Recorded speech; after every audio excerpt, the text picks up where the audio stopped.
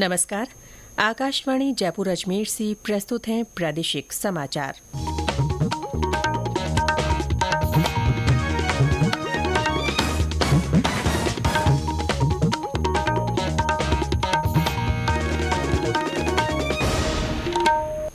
मुख्य समाचार। लोकसभा चुनाव को लेकर प्रदेश में छाई प्रचार की रंगत। आम सभाओं और जनसंपर्क के माध्यम से मतदाताओं को साधने के प्रयास जारी।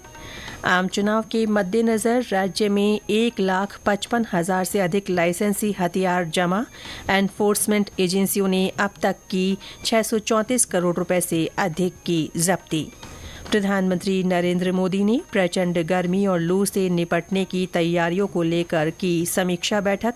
और राज्य में कई स्थानों पर तेज हवा के साथ हुई बारिश। बारां, झालावाड़, भीलवाड़ा, कोटा और बूंदी सहित आज कई स्थानों के लिए येलो अलर्ट।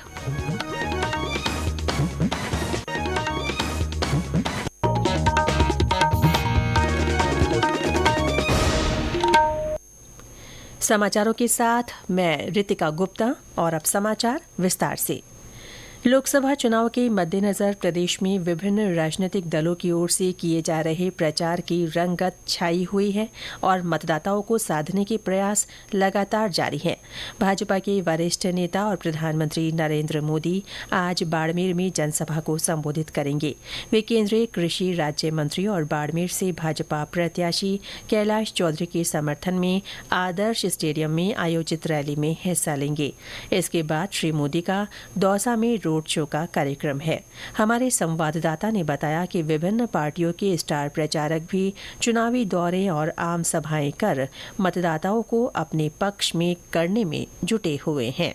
पहले चरण के लोकसभा चुनाव के प्रचार के लिए अब कुछ दिन शेष बचे हैं, इसलिए कांग्रेस और भाजपा प्रचार में कोई कसर नहीं छोड़ रहे हैं। भाजपा के वरिष्ठ नेता और मुख्यमंत्री भजनलाल शर्मा आज सूरतगढ़ और हनुमानगढ़ में, विनय सहस्त्रबुद्धे जयपुर में, विजय राहटकर सिरोही में, प्रदेश अध्यक्ष सीपी जोशी बड़ी सादड़ी में पार्टी प्रत्याशियों के पक्ष में चुनाव प्रचार करेंगे। इसके अलावा पार्टी के करीब 1 दर्जन वरिष्ठ नेता विभिन्न स्थानों पर प्रचार कार्यक्रमों में भाग लेंगे। कांग्रेस की ओर से प्रदेश अध्यक्ष गोविंद डोटासरा आज अलवर और दौसा में पार्टी प्रत्याशियों के लिए जनसभाएं करेंगे। पूर्व मुख्यमंत्री अशोक गहलोत और पूर्व उप मुख्यमंत्री सचिन पायलट भी विभिन्न स्थानों पर कांग्रेस प्रत्याशियों के लिए प्रचार करेंगे। जितेंद्र द्विवेदी, आकाशवाणी समाचार, जयपुर। आम चुनाव को देखते हुए प्रदेश में पुलिस अवैध हथियारों और वांछित अपराधियों की धरपकड़ का काम मुस्तैदी से कर रही है। मुख्य निर्वाचन अधिकारी प्रवीण गुप्ता ने बताया कि 16 मार्च को आदर्श आचार संहिता लागू होने से अब तक 1,162 अवैध हथियार जब्त किए गए और 1,55,000 से ज्यादा लाइसेंसी हथियार जमा किए गए हैं। श्री गुप्ता ने बताया कि स्वतंत्र, निष्पक्ष और निर्भीक चुनाव प्रक्रिया को बाधित करने वाले संदिग्ध व्यक्तियों की पहचान कर उन्हें पाबंद किया जा रहा है। उन्होंने बताया कि राज्य में अब तक 1,67,000 से अधिक लोगों को पाबंद किया जा चुका है। वहीं विभिन्न एनफोर्समेंट एजेंसियों की ओर से 634 करोड़ रुपए से अधिक की अवैध सामग्री पकड़ी जा चुकी है।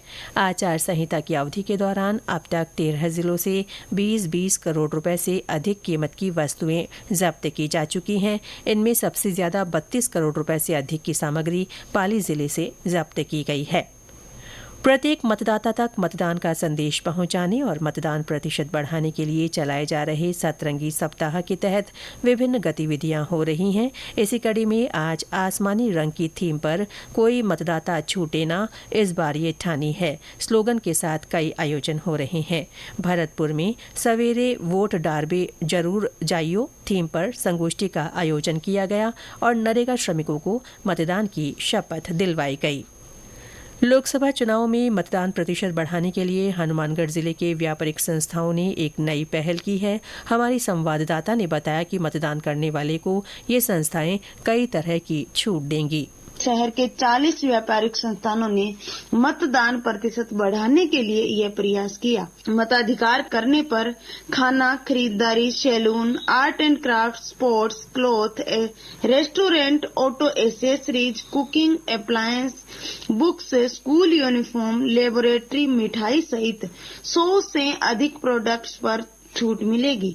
इनमें मिठाई पर सुबह 9 बजे से शाम 5 बजे तक 10% छूट, महिलाओं के लिए kitchen items, cloth, beauty parlours के लिए विशेष ऑफर है। इसके अतिरिक्त शहर के शिव मंदिर सिनेमा में टिकट पर 15% छूट मिलेगी। मैना देवी, आकाशवाणी समाचार, हनुमानगढ़।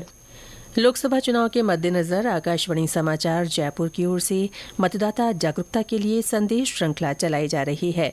इसमें श्रोता संदेश भेजकर आमजन को वोट डालने के लिए प्रेरित कर सकते हैं। आज सुनिए चूरू से हमारे श्रोता का संदेश। मैं राजकुमार छिंपा, ग्राम सोनपाल सर, तहसील सरदार सर, जिला चूरू का निवासी हूँ। कैसा भी हो मौसम, पर हमें कर्तव्य निभाना है। सब लोगों को तय करना है कि वोट डालने हमें जाना है। मतदान अधिकार है सबका और काम बहुत ज़रूरी है। लोकतंत्र कमज़ोर रहेगा अगर वोटिंग होती अधूरी है। इस चुनाव में सर्वाधिक मतदान की कोशिश जारी है। मतदान सबको करना है, बस यही अपील हमारी है। जय हिंद, जय भारत। ये समाचार आकाशवाणी जयपुर अजमेर से प्रसारित किए जा रहे हैं। प्रधानमंत्री नरेंद्र मोदी ने आने वाले दिनों में प्रचंड गर्मी और लू से निपटने की तैयारियों को लेकर समीक्षा बैठक की। कल नई दिल्ली में हुई इस बैठक में इस अप्रैल से जून की अवधि के लिए तापमान के अनुमान के बारे में बताया गया। इस दौरान देश के अधिकांश हिस्सों में तापमान सामान्य से अधिक रहने की संभावना है। इसके मद्देनजर स्वास्थ्य क्षेत्र में दवाइयां, इंट्रावीनस तरल पदार्थ, आइस पैक, ORS और पीने के साफ पानी के इंतजाम के बारे में चर्चा की गई। साथ ही क्षेत्रीय भाषाओं में आवश्यक जागरूकता सामग्री टेलीविजन, रेडियो और सोशल मीडिया प्लेटफॉर्म्स के माध्यम से दिए जाने पर जोर दिया गया। इस दौरान प्रधानमंत्री ने कहा कि केंद्र, राज्य और जिला स्तर पर सरकार के सभी मंत्रालयों को तालमेल के साथ इस पर काम करने की जरूरत है।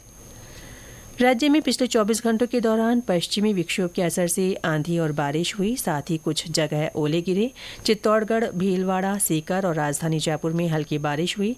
बांसवाड़ा और डूंगरपुर में दिन भर तेज गर्मी के बाद शाम को मौसम का मिजाज बदला और तेज हवाओं के साथ बरसात का दौर शुरू हुआ। बांसवाड़ा जिले के ग्रामीण इलाकों में कई स्थानों पर बिजली आपूर्ति प्रभावित रही। बारां में मांगरोल, बड़ा गांव और अंता में गरज के साथ बूंदाबांदी हुई और तेज हवाओं का दौर जारी रहा। करौली जिले में आज कई स्थानों पर बूंदाबांदी के समाचार हैं। दिन भर की तपिश के बाद हुई बारिश से तापमान में गिरावट आई है और लोगों को गर्मी से मामूली राहत मिली है। पाली के बाली उपखंड में कल करीब 4 घंटे तक रुक रुक कर बारिश का दौर जारी रहा। इससे खेतों में पड़े गेहूं के खराब होने की आशंका है। मौसम केंद्र जयपुर से मिली जानकारी के अनुसार जयपुर और जोधपुर संभाग में तापमान 38 से 42 डिग्री सेल्सियस के बीच दर्ज हुआ। सबसे ज्यादा 42.2 डिग्री सेल्सियस अधिकतम तापमान बाड़मेर में रहा। केंद्र ने आज बारां, झालावाड़, भीलवाड़ा, चित्तौड़गढ़, कोटा और बूंदी के लिए बरसात का येलो अलर्ट जारी किया है।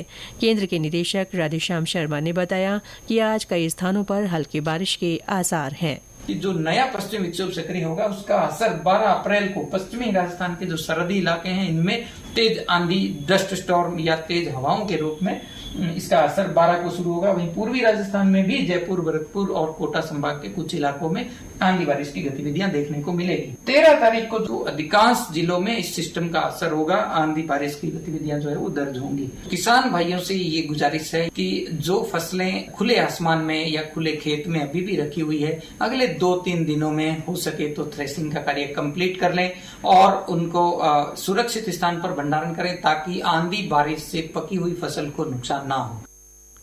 और अंत में मुख्य समाचार एक बार फिर। लोकसभा चुनाव को लेकर प्रदेश में प्रचार की रंगत छाई हुई है। आम सभाओं और जनसंपर्क के माध्यम से मतदाताओं को साधने के प्रयास जारी हैं।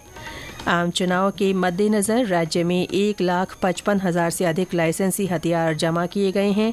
एनफोर्समेंट एजेंसियों ने अब तक 634 करोड़ रुपए से अधिक की जब्ती की है। प्रधानमंत्री नरेंद्र मोदी ने प्रचंड गर्मी और लू से निपटने की तैयारियों को लेकर समीक्षा बैठक की और राज्य में कई स्थानों पर तेज हवा के साथ बारिश हुई। बारां, झालावाड़, भीलवाड़ा, कोटा और बूंदी सहित आज कई स्थानों के लिए येलो अलर्ट जारी किया गया है। इसके साथ ही प्रादेशिक समाचार बुलेटिन समाप्त हुआ। नमस्कार।